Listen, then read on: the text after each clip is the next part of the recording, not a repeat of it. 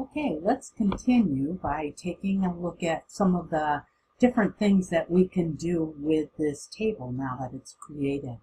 So let's say we wanted to add information to the bottom of this table. So I'm going to start and start entering new data here, and notice that because it was part of it appeared to be part of a similar set of in the series, that we have the information for, or the table continues to build out.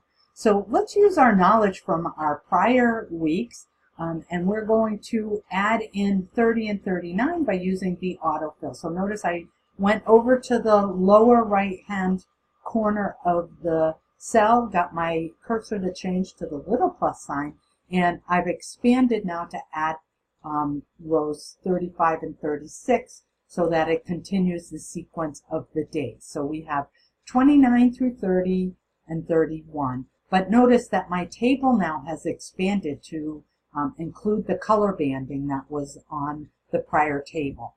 So I'm going to go ahead and add in the rest of the information here, and then we'll start back up. Okay, I'm back, and I've added in the remaining elements of the table as the textbook has asked us to do. So that just shows you how quick it is to add some of the information once you've created a table. The other thing we want to identify or determine here is what we can do with this table once we have it. So I'm going to select in the middle of this table, and notice that up in my upper ribbon area, again, I get back to that Table Tools Design. So I have to be within a table to access this ribbon. I'm going to add this total row that shows up here. So look what happened. When I selected that total row, notice I now have a new item here called total, and it identifies that it's going to sum up all of the information in that column.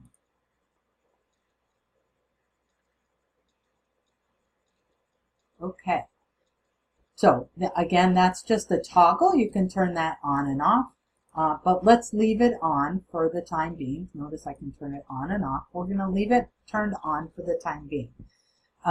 The other things you should be looking at this. Notice how some of my text does not really show very well. It gets in the way. So I'm going to highlight all of my columns here, and I'm going to expand them a little so that I can see the all of the words in each of the headers. It's a good practice when you're showing data like this to have all of your columns be the same width, because it's very distracting to somebody reading it if your column widths change as the data changes, and it does look very distracting. So it's a good habit to get into. Okay, so I'm gonna stop the video right now so that you can, and then we'll move on to the next parts of the chapters where we're going to be going through the tasks of filtering and sorting.